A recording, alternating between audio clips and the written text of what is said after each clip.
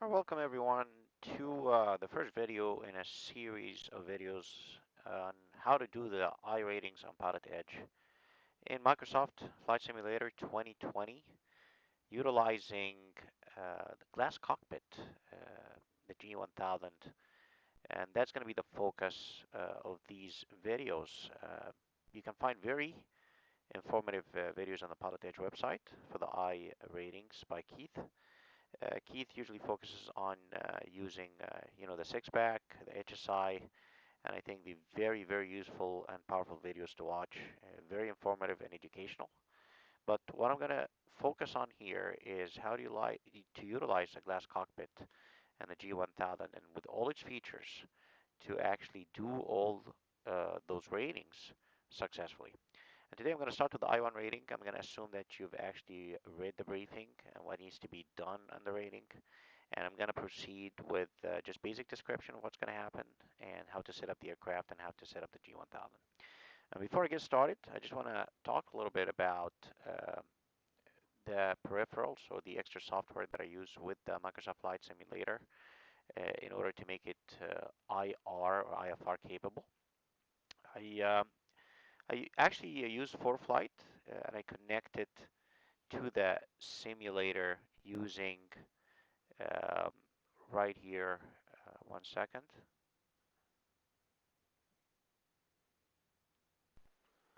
XMapsy version 3. And the reason why I'm using XMapsy version 3 is that it actually shows you the PilotEdge traffic in ForeFlight. Unlike the free version that's provided with ForeFlight, which is called Flight Events, which works fine, by the way, because you can see your aircraft to connect the simulator to ForeFlight or Garmin Pilot and other electronic flight bags. XMapsy version 3, which is a paid version, costs about 20 bucks, will actually show you the PilotEdge traffic inside the electronic flight bag itself, which is a very useful tool for situational awareness. The next add-on I'm using is Rex Weather Force. And the reason why I'm using it is that because it pulls the closest METARs for the airport you're flying, around or close to, or you're actually at, and injects that weather into the simulator. This is very critical if you're doing instrument flight rules or IFR flights on PilotEdge or any online network. And the reason is, if you use the live weather feature in that's built in the simulator itself, and you set the QNH according to the live meter that you pull from the internet, you might be off by 200 to 300 feet sometimes. And if you're coming down on a precision or non-precision approach, or precision approach precisely, and you have a low ceiling, you might hit the ground, uh, which is why I believe Rex Weather Force is very useful. And what it does is once you actually start your simulator and you start your flight, you go ahead and start injecting the weather by clicking Start Live Weather, and it will actually inject the weather in the simulator. There's a little caveat that it will take for the aircraft to start moving for the pressure itself to adjust and update. That's no problem. Just inject the weather and set the altimeter setting in your aircraft according to the real METAR right now. When the aircraft starts to taxi, it's going to adjust and it's going to show the right airport elevation. And I think it's a must-have. The next add-on I'm using, which is by far the most important add-on in order to make the Microsoft Flight Simulator IFR capable, is the Simionic G1000 PFD app on the iPad. There are two apps actually available, the PFD and the MFD apps, and you can control the aircraft's autopilot from here. You completely bypass the autopilot system in the aircraft, and you have an actual GFC or G1000 built-in autopilot that controls the aircraft, and you have all the features. I would say 99.9% of the features of a real G1000 unit at your disposal that is available to work with the aircraft and with all the features that you'd have in real life. I fly in real life a GA42 with the G1000. I can really vouch for this app. You don't really need both the PFD and the MFD apps, just the PFD, but I will show in some of the future ratings how to use both, especially with the vertical path navigation feature. It's very critical. It connects to the simulator, controls the aircraft, and you can bypass the Microsoft avionics. And finally, I'm using Spad.next.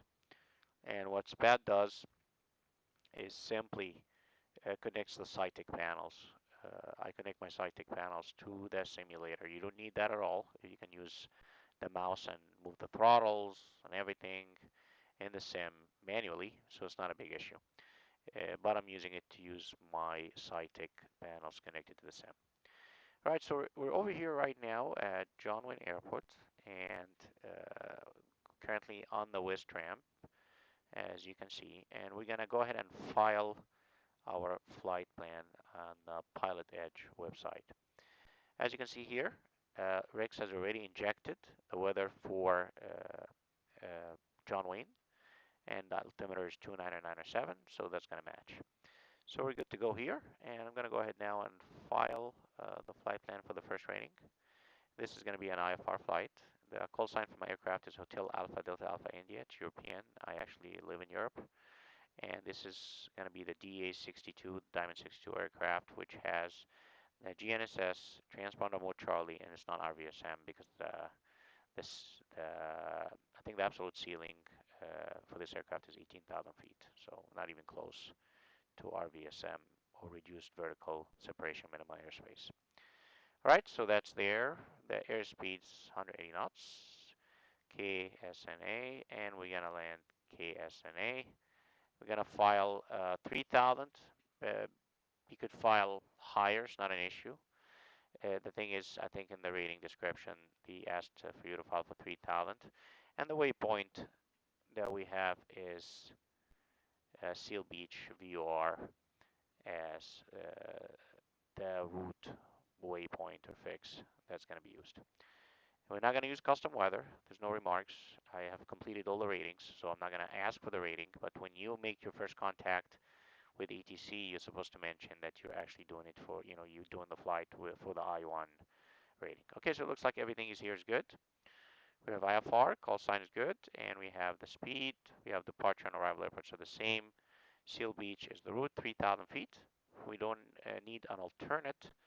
Uh, I encourage you to look up when you need to file an alternate, the 123 rule. You can do that separately because if we get into details about all the IFR, laws and regulations and so forth, this video could drag for hours and hours. I recommend watching the IFR briefings and also on the PilotEdge website. They're very, very useful to learn about all these things. Right, so we did the filing. We're going to go ahead and file now, sorry. And it says here that the flight plan is filed successfully. Very good. All right, so we fired up the PilotEdge client. So we are connected to the simulator. Things looking good, but we have not connected to PilotEdge. Before I connect to PilotEdge, I really like to use their website or an app or anything just to look at the airport and see other traffic. I don't want to spawn over someone else. And it looks like there's nobody right now on the west ramp where we parked. So we're going to go ahead and connect. And here you go. The call sign is Hotel Alpha Delta Alpha India. This has to match the call sign in your flight plan and the DA62. That's the model and type of the aircraft. And you should have, when you file the flight plan, obviously to put that you are doing the first high rating under the ratings tab on the bottom right. So go ahead and connect. And it says here that we are connected now to the network, unlogged into the network with the call sign Hotel Alpha Delta Alpha India. You have to understand that the Microsoft client is very tricky here. You cannot use the altitude mode, there's mode Charlie from within the simulator. You have to use it from within the client itself, as you can see here. That's when I press on mode Charlie and you can see my altitude and my position on their radar screens. All right, so we go back again to the simulator. And before I brief the approach or talk about anything, first thing we have to do is to fire up the aircraft, or at least the avionics, and get our IFR clearance. Once we get the IFR clearance, we go ahead and brief what's going to happen. There's no point to brief anything when you don't have a clearance for, like a departure or anything whatsoever. First, you need to hear something like you expect something when you're doing an approach. Okay, well, you're going to expect it. That means, okay, then I can brief it and get ready. But if I brief something and get ready and then I end up with something completely different, or my request gets rejected, in that case, I wasted my time. All right, so here on the west ramp, we're going to go ahead now and fire up the aircraft. And to do the following first, here we go. I'm not going to also go through a lot of operational procedures here. They're not required. If you've flown a Diamond, I fly in real life a Diamond 42, not a Diamond 62 actually, so I try to use pretty much the same procedures. But I'm going to skip over the details because that's not the purpose of the video. So, okay, so first thing we do is the alternator has to be on actually for the Diamond when you start. And here's the battery. Fuel pumps on and strobe light on. And then after that, just turn the engine master on for the lift engine. And you wait for the lift glow on light to go off. And then you go ahead and start the left engine.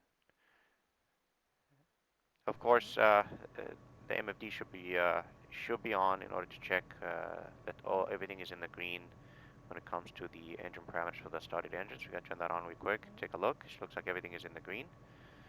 And yep, left engine, fuel pressure, oil pressure looks good. And then engine master right engine master on, and then the glow light is off, and we can start now the right engine. And we go ahead now and look at all the engine parameters. It looks like everything in the green, including oil pressure. So nothing unexpected or problematic. All right, so it looks like everything is good. After that, what you do is you turn the fuel pumps off, you turn the avionics master on, and then you can also get rid of the warning or caution message of the P2 heat by turning the P2 heat on. So now it's time to grab the ADAS. We're going to use the G1000 to tune in the frequency for the ADAS for John Wayne. Like I said, the G1000 PFD app from the iPad connected to the sim. We can control pretty much all the avionics, the comms, the navs, and everything. So we go to the chart, look up the ADAS frequency. It's 126.0, 126.0 if you're in Europe. And we tune this in the Garmin 1000 PFD app, the Simionic G1000. And we can grab the ADAS. Contact clearance delivery. Advise on course heading, altitude, and if flight following is requested. Read back all runway assignments and hold short instructions. Advise on initial contact. You have information whiskey. Okay, so this is whiskey. John Wayne Airport. ATIS information whiskey. 1753 Zulu. Wind variable at 3. Visibility 10.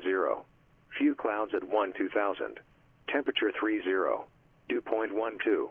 Altimeter 299 Arriving and departing runways 20 left, 20 right. Visual approaches in use. VFR departures. Contact clearance delivery. Advise on course heading, altitude, and if flight following is requested. Read back all runway assignments and hold short instructions. Advise on initial contact. You have information whiskey. John Wayne Airport. ATIS information whiskey. 1753 Zulu. Wind variable at 3. Visibility 10. Few clouds at 2000. Temperature 30. Dew point 12. Altimeter 299 Arriving and departing runways 20 left, 20 right. Visual approaches in use. VFR to...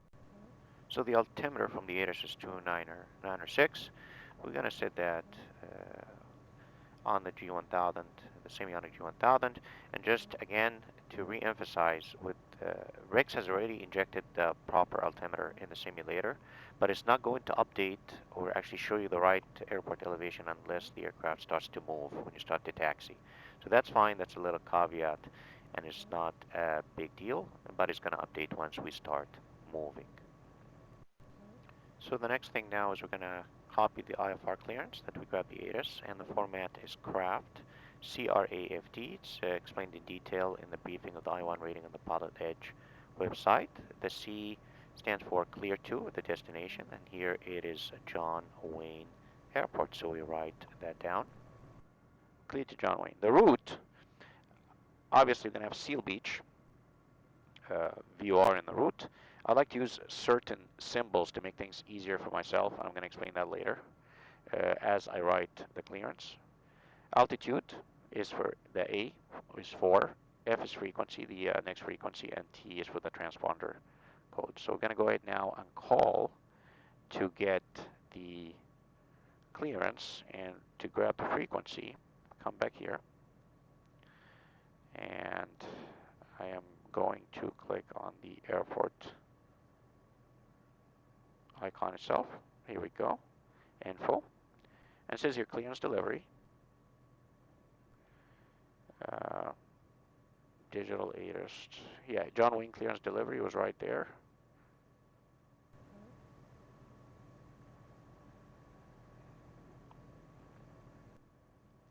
.118.0. So we put 118.0. There you go. Advise on course heading, altitude, and if flight following is requested. Read back all runway assigned. Approach. Here's 118. Right on heading 280, descend and maintain 6000, American 6794.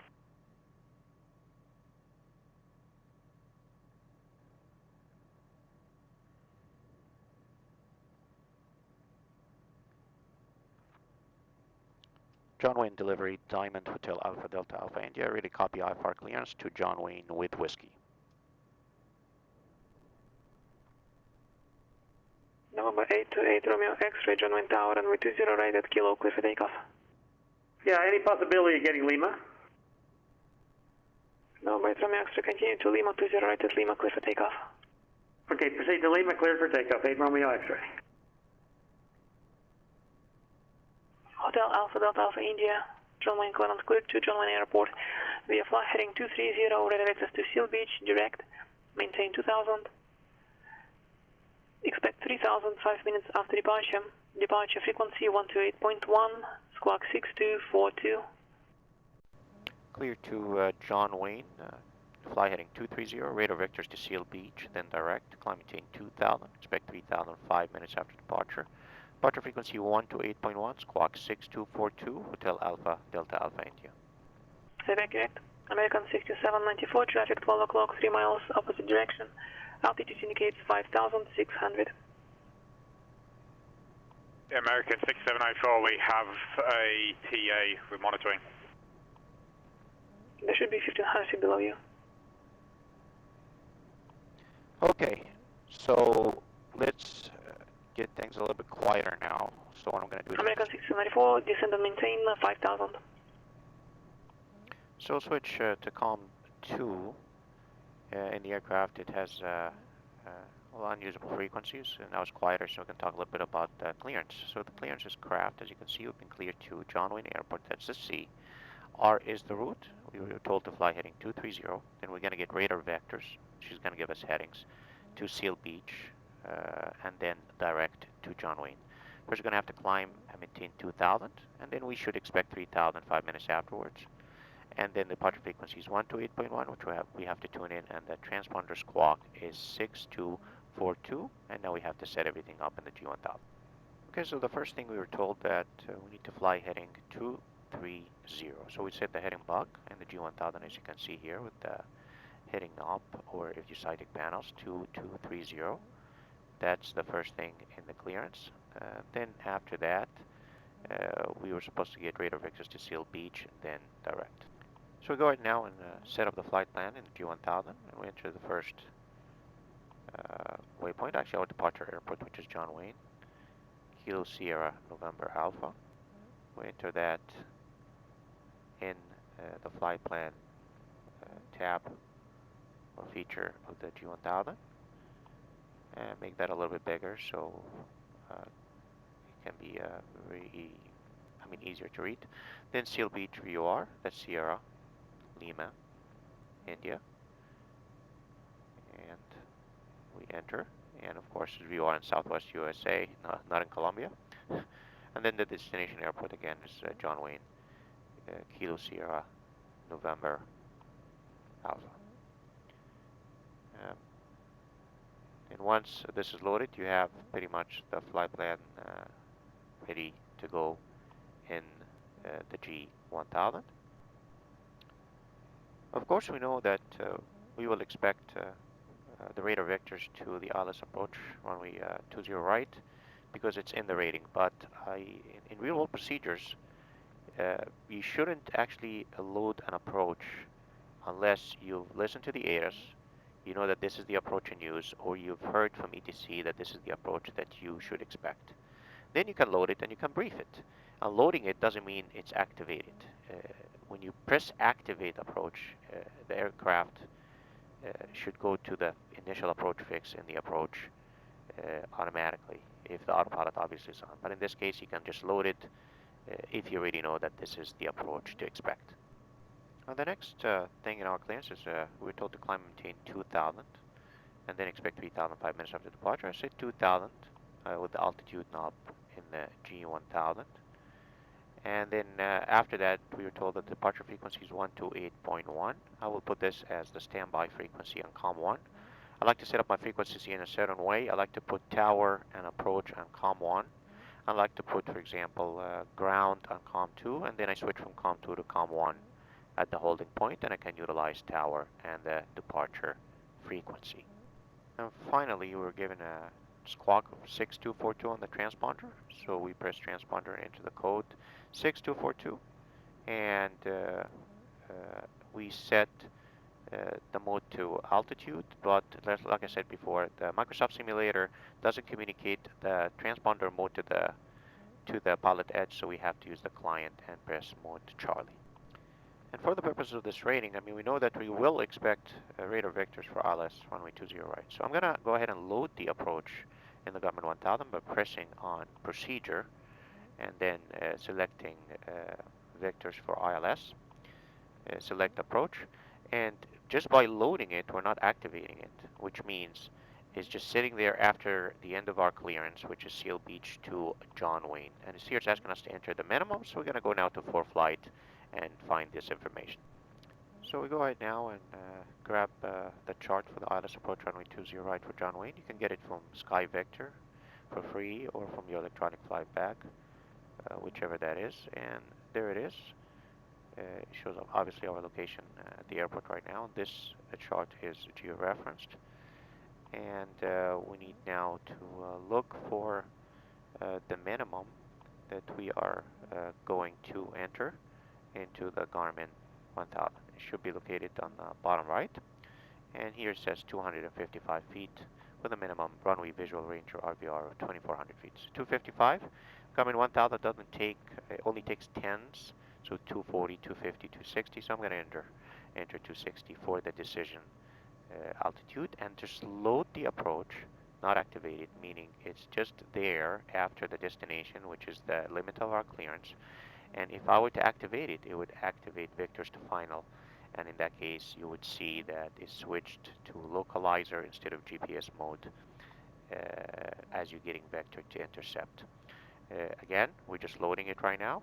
We can easily load another approach in a couple of seconds using the procedure button, but I cannot activate it until I hear that I am now started to be vectored or getting vectored for the ILS approach runway 20 right. We're going to go ahead now and brief the approach plate. This is the ILS or localizer runway 20 right for John Wayne Airport. And you can see here that the localizer frequency 111.75 and the touchdown zone elevation is 55 feet. It's very important. There are three numbers I like to write on every approach plate. I like to write the minimum. I like to write the number which is the altitude 500 to minimum and 1000 above the touchdown zone elevation. So the minimum is 255 feet like we said before.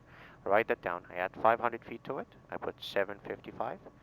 And 1,000 feet to the touchdown zone elevation is 1,055. Why do I do this? Because at 1,055 or 1,000 above, I call if I'm stabilized or not. Stabilized means I'm already configured for landing. I've done the landing checklist. I am on the lateral and the vertical path, the localizer and the glide slope. Very small corrections to maintain them. The power is set for, it's the proper thrust or power setting in the aircraft.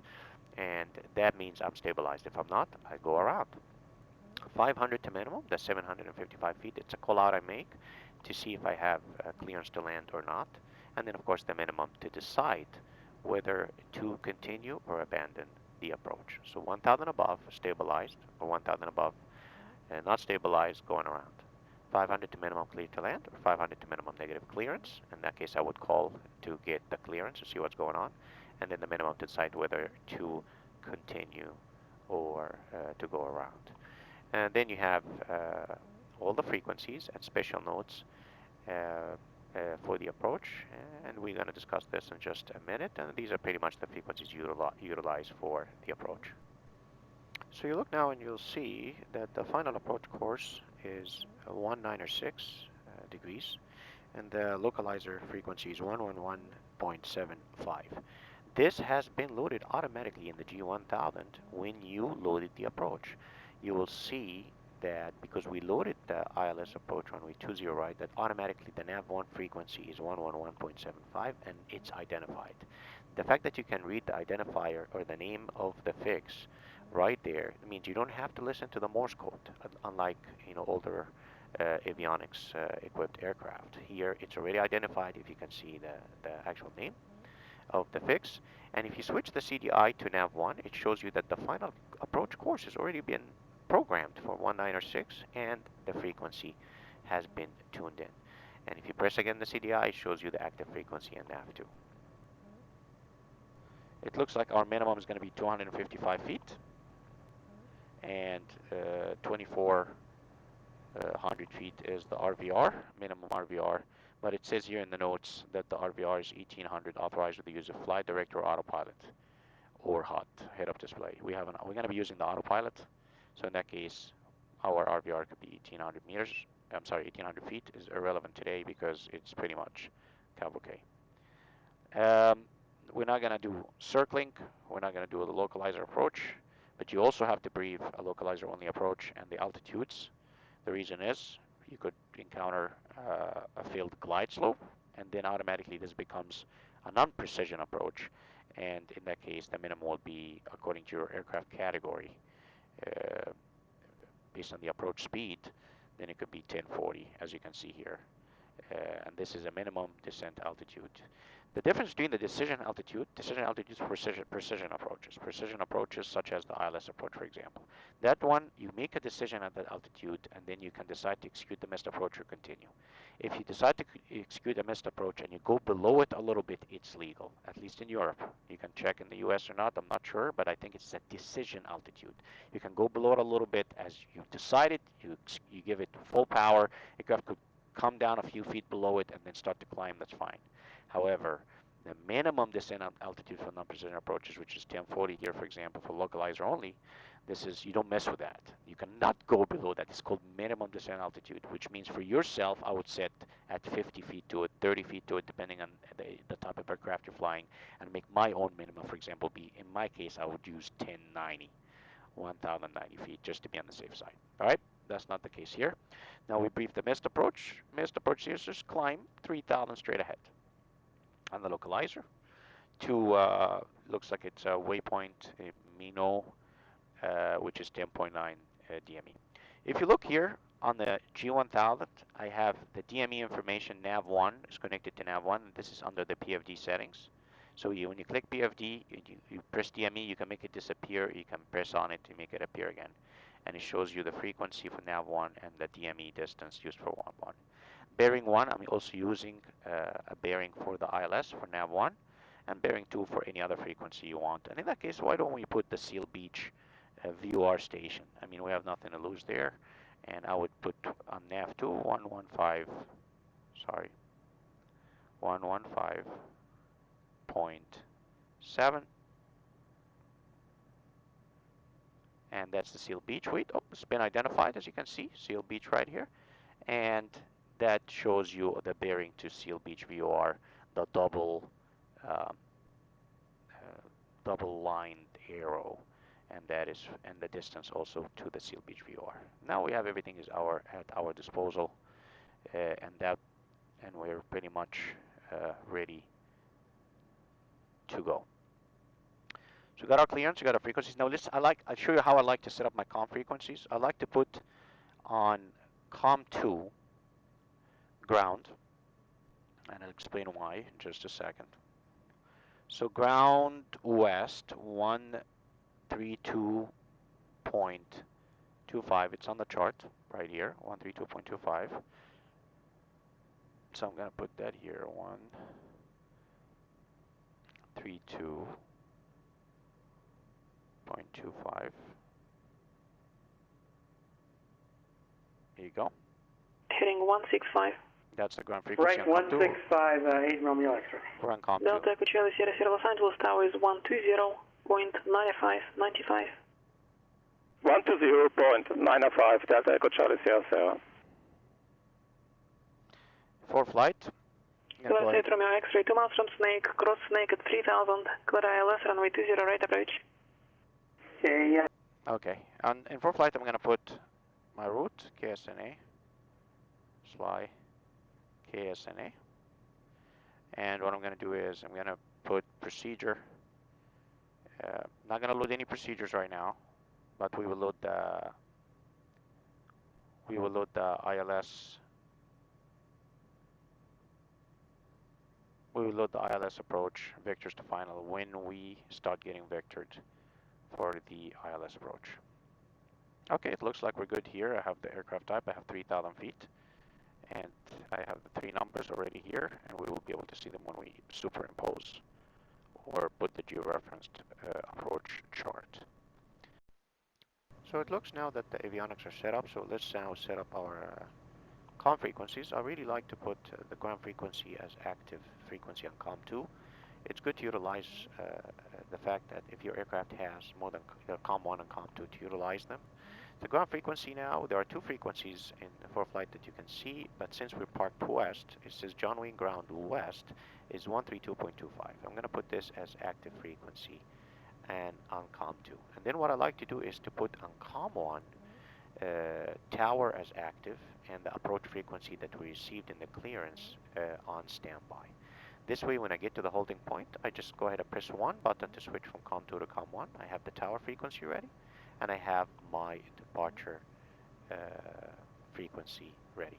Here, John Wayne Tower frequency in for flight for runway 20 right is 126.8. So I tune this 126.8 and make it active on COM 1. Here it is. And then I look up from my clearance what the departure frequency is. And going back to the clearance was 128.1. I put that as the standby frequency on COM 1. This way I don't have to really change or worry about any tuning in or any COM frequencies while I'm taxiing or after takeoff or after departure. Everything is set up already. And I am now on COM 2 ground. That's the first frequency I'm going to utilize in order to start taxiing to the holding point. So now everything is set up. Avionics is set up. All the COM frequencies are set up. So we're pretty much now ready to ask for a taxi clearance. And I'm going to minimize the G1000 now because I need to be able to look outside while I'm taxiing. And I have to double check again that I am in COM 2 active frequency, which I am, and I have the ground frequency 132.25 tuned in and ready to go. And go ahead and contact John Wayne Ground. Southwest 66 for information, X-ray is now current, altimeter 3013. Can you repeat the first part for Southwest 6644? Information, X-ray is current. Alright, we'll get X-ray Southwest 6643. Again, we double check ground frequency. West is 132.25. We have 132.25, and we are on COM 2. Delta Romeo X-ray information, whiskey is current, wind 170 at 8, altimeter 2995. 2995, 8 Romeo X-ray, thank you. Just remember the station you're calling, who you are, where you are, and your intention. John Wayne Ground, Diamond Hotel Alpha Delta Alpha India over on the West ramp, ready to taxi you with whiskey. Delta Alpha India, you can expect runway 20 right at Kilo, and information X-ray is now current. Copy that. We'll expect 20 right at Kilo, and information X-ray will grab it on the way. Hotel Alpha Delta Alpha India. Thanks. I will go ahead and grab X-ray online. You can grab the ATIS on the PilotEdge website for now. This is 95 Kilo, runway 30 left, clear to land.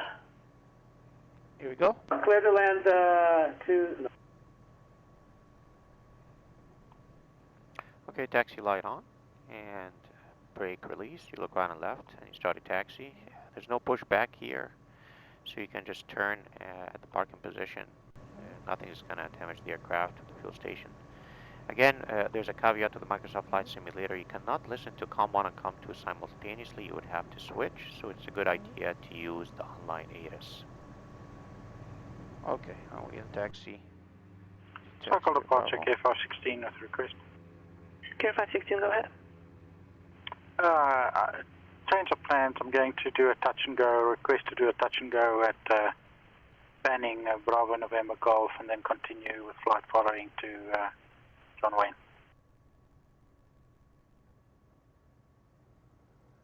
K516, roger, March, altimeter 3000.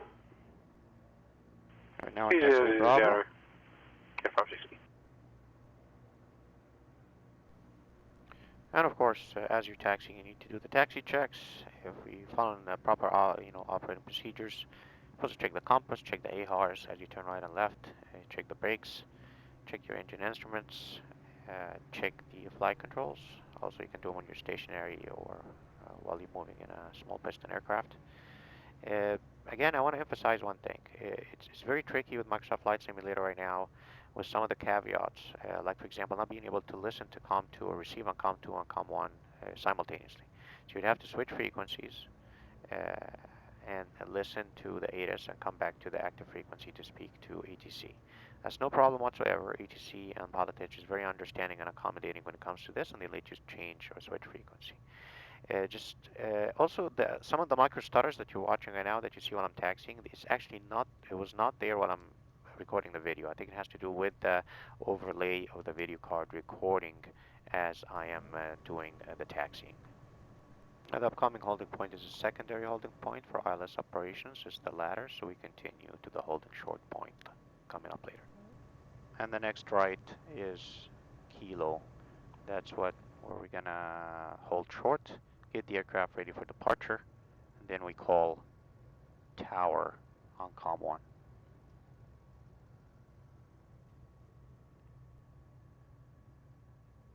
This is Kilo. Delta Echo Charlie Sierra Sierra, turn left, taxi to parking via Alpha, this frequency, have a good day. Turn left, taxi to parking via Alpha and this frequency. Thanks for your help. Good day. So the before takeoff checklist.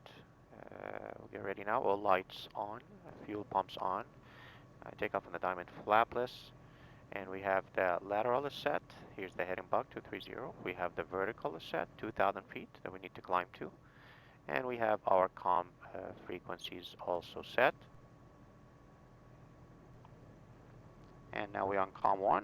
We have tower and departure frequencies ready, and that means we're ready for departure. The Diamond takes off with no flaps.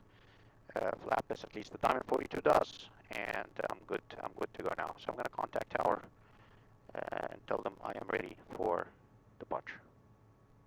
Just 95 Kilo, cross runway 30 right at Echo, taxi to parking via Alpha, this frequency.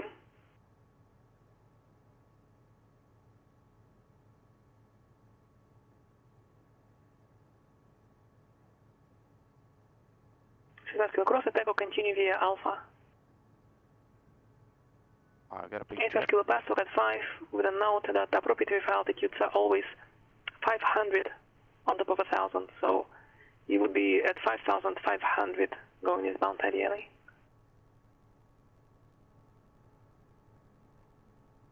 No problem.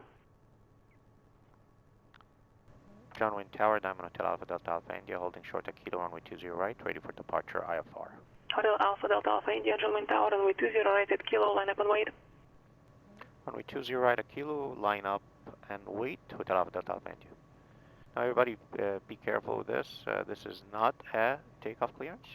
We've just been instructed to line up and wait on the runway. And that's because of the aircraft. 766 Papa Squawk VFR, contact tower 118.1. Approaching runway 20 right. 1200 in the box, 1181. Entered runway 20 right. 1,615 meters remaining. Change to advisory frequency approved.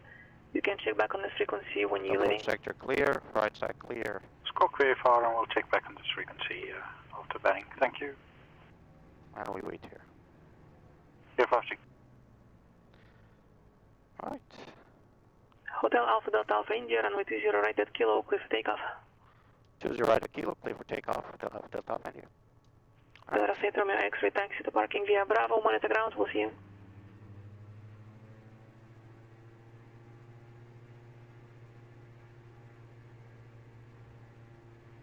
And Tower 8, Romeo X-ray, is that Echo? Delta State Romeo X-ray taxi via Bravo, monitor ground. Airspeed alive, engine is Via Bravo, monitor ground, 8 Romeo X-ray. Southwest 6644, turn left heading 190, vector to approach. Contact approach 135.0. 190, 135.0, Southwest 6644. And throttle in case we need to reject, 78, we're going to rotate. 78. Bakersfield Tower, Skyhawk 66 Papa, 7 miles northwest of the field, inbound to Lambeth, Quebec. Engage the autopilot. Skyhawk 66 Papa, Bakersfield Tower, enter left downwind, runway 30 left, report midfield. Left downwind for 30 left, report midfield 66 Papa. You're up, positive rate. Romeo's current altimeter 3005. Fuel pump off and reduce the power a little. 400 feet AGL, we'll fly the heading. Here we go, 400 feet AGL, I press heading on autopilot. And vertical speed. Approach, Southwest 6644 or 6,000. 1,500 feet per minute, that's it. Southwest 6644, Las Vegas approach. Airport 2 o'clock and 5 miles, report inside. Airport inside, Southwest 6644. Southwest 6644, clear visual approach, runway 1 right. Clear visual approach, runway 1 right, Southwest 6644. Hotel Alpha Delta Alpha India, contact SoCal departure. SoCal departure, have a good day, Delta Delta Alpha India. Alright, just gonna switch frequency. It's ready, 128.1.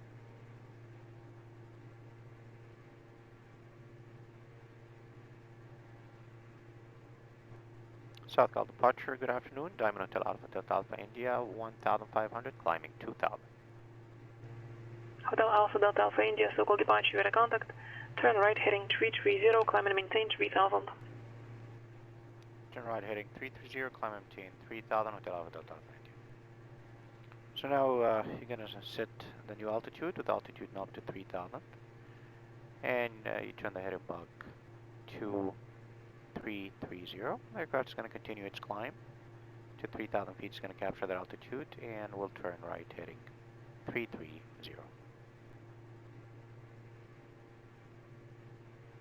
On the autopilot.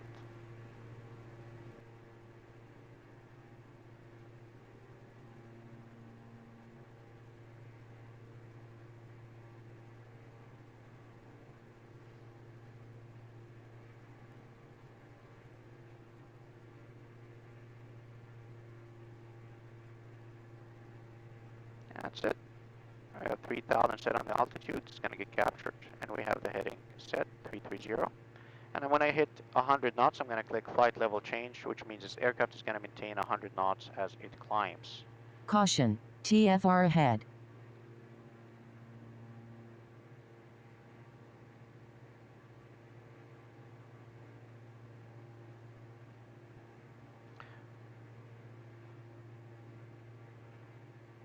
SoCal departure, Diamond Hotel Alpha Delta Alpha India. Request to get off the frequency 2 minutes to grab the ATIS, and we'll be right back. Hotel Alpha Delta Alpha India, roger, turn right heading 015 and the frequency change approved. Right heading 015, frequency change approved. Call you back in a bit, Hotel Alpha Delta Alpha India. Okay, 015.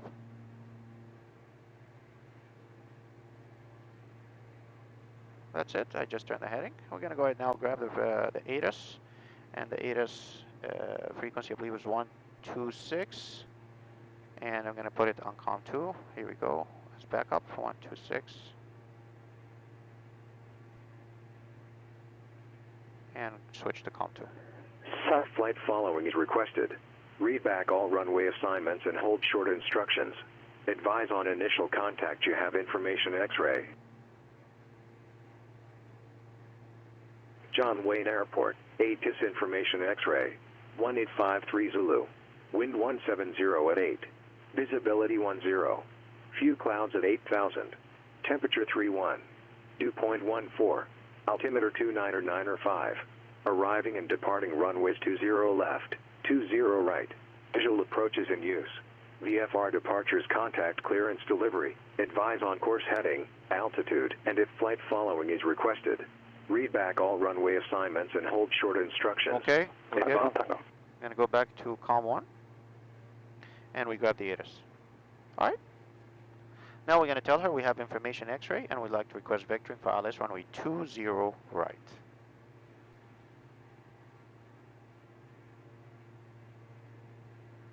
South Cal departure, Diamond Hotel Alpha Delta Alpha India back in the frequency with X-ray. We would like to request vectoring for ILS runway 20 right. Hotel Alpha Delta Alpha India, expect vectors to final. We'll expect vectors to final, Hotel Alpha Delta Alpha India. Okay, that means we expect it, so it's good time right now. 2. Bakersfield Tower, Skyhawk 66 Papa reporting midfield. Caution, inside Papa, runway TFR. 30 left, clear to land. Clear land, runway 30 left. Skyhawk 66 Papa, thank you.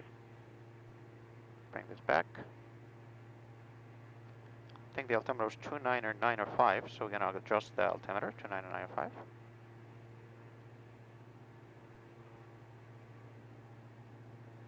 And she's still to expect it, so I'm going to load it on 4 flight.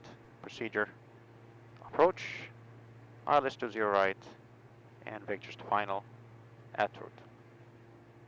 And here's the chart.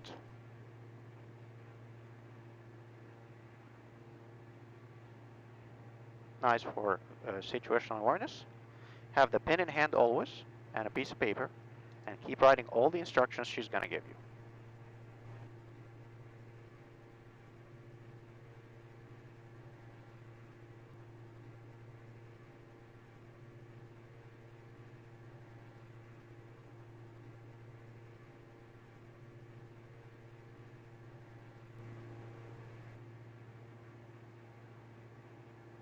Southwest 6644, taxi to parking via Delta Golf, monitor ground, we'll see you.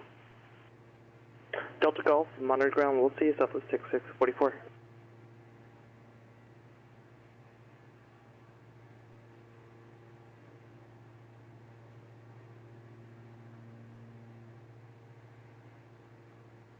And since we're expected, we can also come in the G1000, get procedure, activate vectors to final. And that's it. Just leave it right there. When we are in heading mode, the localizer is ready for us. We're out of range right now, that's fine. But that's what we're going to expect next. So you have this ready. Autopilot is working. You're on heading because you're being vectored.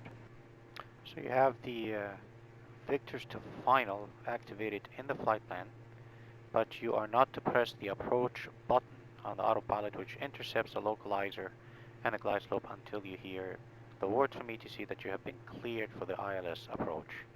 So that's the key here. Hotel Alpha Delta Alpha India, turn right heading 060. Right heading 060, Hotel Alpha Delta Alpha India.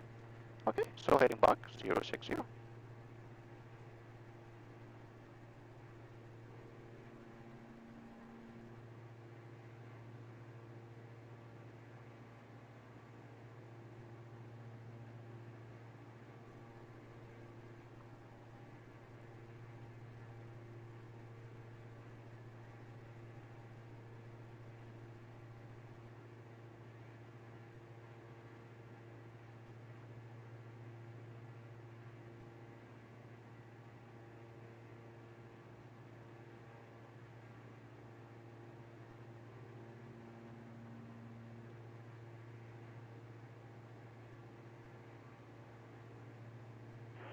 San Luis Tower, Skyhawk 521 Echo, holding short of 29 for our south departure.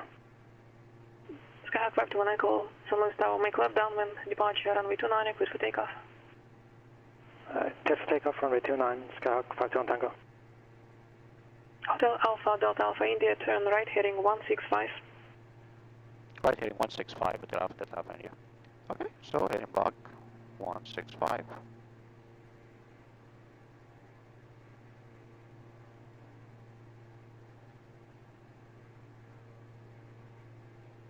And she's obviously putting Hotel Alpha Delta Alpha India, 2 miles from Snake, cross Snake at 3000, clear ILS runway 20 right approach. Cross Snake at 3000, clear for ILS runway 20 right approach, Hotel Alpha Delta Alpha India. She cleared us for the approach. That means automatically press now on the autopilot approach. And it's gonna intercept the localizer. Look, localizer is flashing. Cessna 66 Papa, cross runway 30 right at Echo, taxi the parking via Alpha, this frequency will see you. Cross 30 right, we'll stay with you all the way to the parking, 66 Papa. And she said to cross snake at 3000. So we're going to be fine anyways with the glide slope. It's not going to come until afterwards. We're not going to be able to capture it until afterwards anyways. But we are below the glide slope. As you can see here, the little green dot, we're below it, so we're good. We're going to intercept the glide slope from below. And the autopilot is doing its thing, capturing the localizer, and it's going to capture the glide slope. So I did not press the approach button on the autopilot until I heard the words. TFR ahead. Until I heard the words cleared for the ILS approach runway 20 right. All I did was activated Victors to find out when she was victoring me in the flight plan under procedures, right here. And when I activated that, I was already on headings because I'm being vectored. Nothing to do here. You just wait.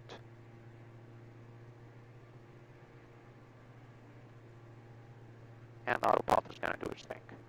All you need to do is monitor your altitude. Set to cross snake at 3000. We will cross it at 3000. Wayne ground, November 333 Sierra, radio check. Loud and clear. And here we go. Glide slope is half scale. I reduce my speed. I say I reduce glide slope half scale, reducing speed. Hotel Alpha Delta Alpha India, contact German Tower 126.8. 126.8, Delta Alpha Delta Alpha India. Alright, configure the aircraft. I don't want to get distracted. Aviate, navigate, communicate. Okay, lights on, gear down, fuel pump on. Aircraft is configured, and flaps approach. Here's the power. Now we contact tower. John Wayne clearance delivery, November 333 Sierra. I'd like to complete my I-4 rating and request destination. Okay, we don't need this anymore. Roger, I-4, recommend Santa Monica. That's Kilo Sierra Mike Oscar. Santa Monica is the destination. Thank you all. November 333 Sierra. Now the glide slope has been captured. You need to set the go-around altitude, which is 3,000 feet. According to the missed approach procedure, it's already set, so we're fine. Loud and clear. John Wayne Tower, Diamond Hotel Alpha Delta Alpha India on the ILS runway 20 right. Hotel Alpha Delta Alpha India, John Wayne Tower, runway 20 right, clear to land. 20 right, clear to land, Hotel Alpha Delta Alpha India. Okay, so now I do my landing checklist. Gear down, 3 greens, lights on, fuel pump on, power set, flaps approach, and it looks like I am within the legal limit of the localizer and the glide slope. Landing checklist completed, and I'm going to just do the call outs for the 3 magic numbers we talked about earlier. The 1000 above, the 500 to minimum, and the minimum. Circle departure, K516 at 4,711 miles east of Homeland VOR. Request flight following to John Wayne. K516, circle departure, clock 1533. 1533, K516.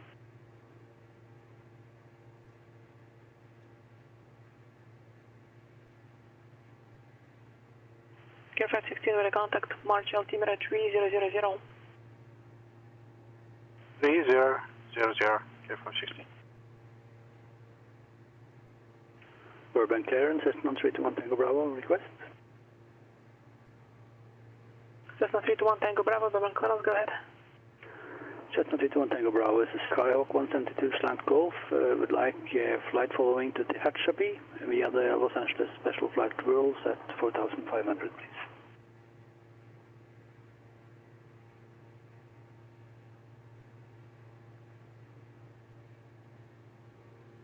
Skyhawk 1 Tango Bravo.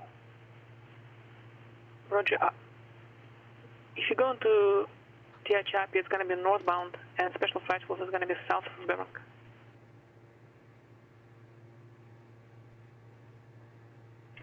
Yeah, I know. I just like to fly that route, please. No, I got you. I thought you were at Burbank. Looks like it's San Diego. That's my mistake. Skyhawk 1 Tango Bravo cleared out of San Diego Bravo airspace. On departure, fly heading 310. Maintain VFR at or below 2000. Departure frequency 119.6. Squawk 6737. Clear out to the Bravo and fly heading 310 at or below 2000. departure frequency 119.6 and squawk 6737, Cessna 1 Tango Bravo.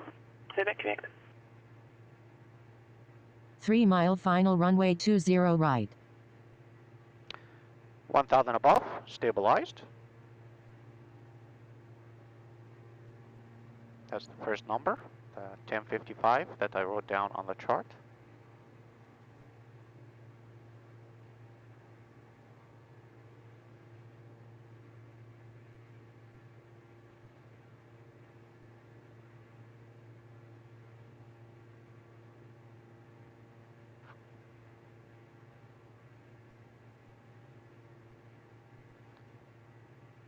.500 to minimum, clear to land.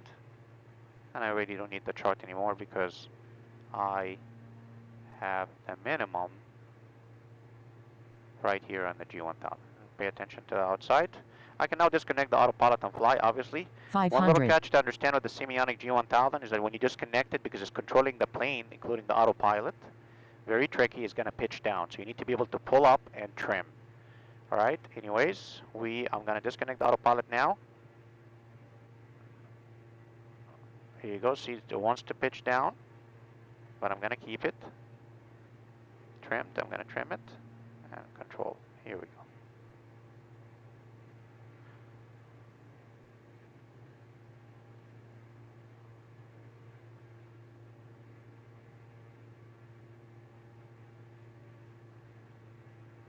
Minimums. Minimum, continue.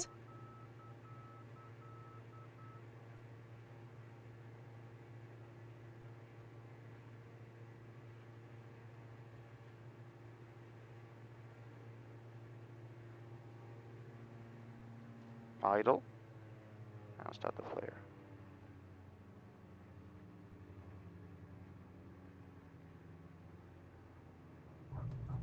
Okay, nose down. High trotter.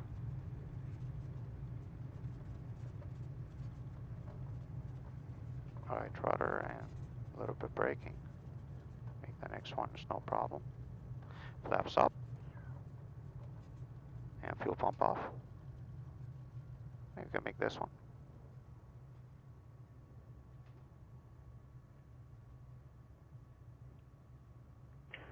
Lindbergh ground, Cessna 321 Tango Bravo at northeast general aviation parking, ready to taxi with whiskey. Cessna Clear the 321 runway, Tango Bravo we on the ground, stop. runway 27, taxi via Hotel Juliet Charlie. I stop right here. Taxi Hotel Juliet Charlie for runway 27, Cessna 1 Tango Bravo. Hotel Alpha Delta Alpha India, taxi to parking via Bravo, monitor ground, we'll see you. Parking via Bravo, monitor ground, and you have a great day. Hotel Alpha Delta Alpha India. Okay, we have BO facilities right ahead of us, so we look right, we look left, and we cross. Park next to the Cessna.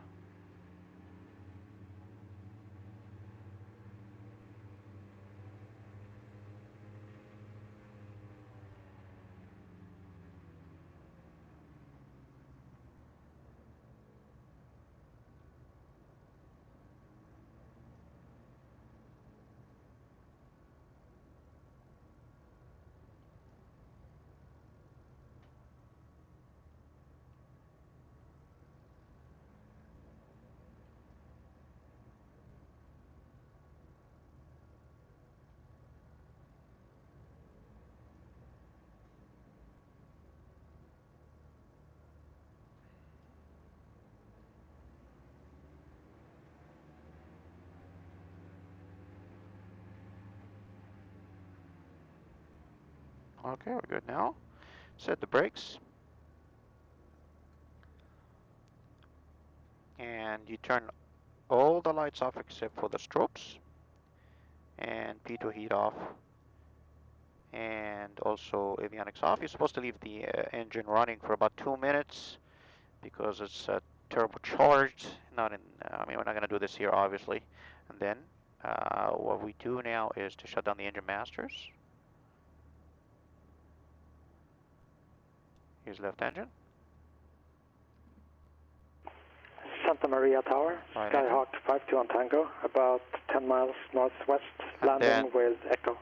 Everything off, avionics and masters. So avionics was off already. I mean the masters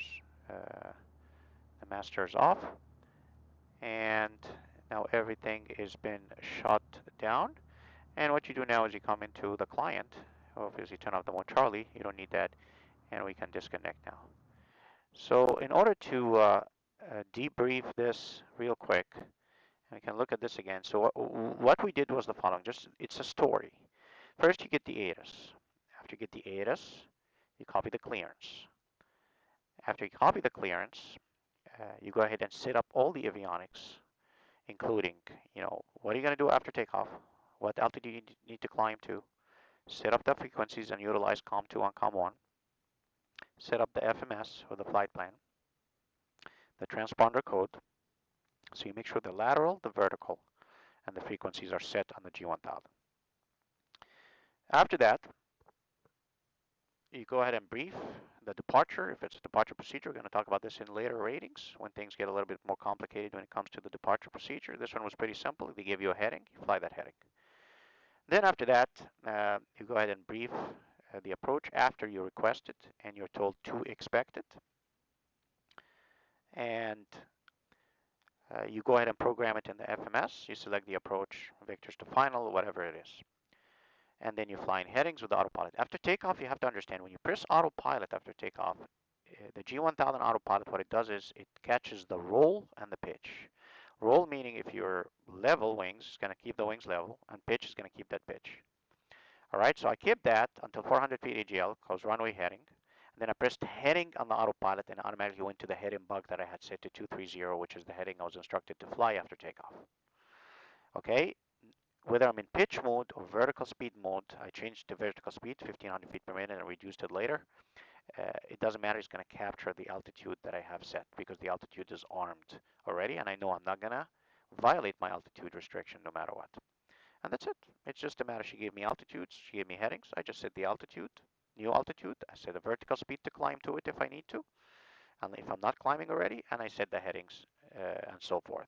When she said to expect it, I was like, okay, go ahead now, activate vectors to final in the flight plan, in the FMS, in the flight plan section. Activate vector, but I'm not gonna press the approach button on the autopilot until I'm cleared for the ILS approach itself. Because the approach button on the autopilot, what it does is it captures the final approach course and it captures the glide slope, if any. Okay, that's what it does. When she said the words cleared for the ILS, I turned that heading and I pressed the approach button. And that's it. It's going to capture it.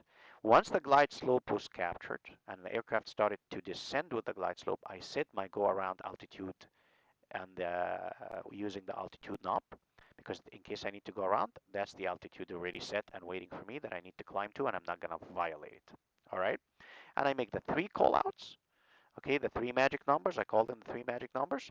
The 1000 above, whether I'm stabilized or not. The 500 to minimum, to double check again if I have a landing clearance or not. And of course, approaching minimum and minimum, whether to continue or to go around. And that's pretty much it for the I-1 rating. I hope that you like this video. If you like it, give it a thumbs up. And I will start creating more videos for the future ratings or the other ratings utilizing the Simionic G1000 to its fullest capacity. And we'll see you later. Have a good day. Bye-bye.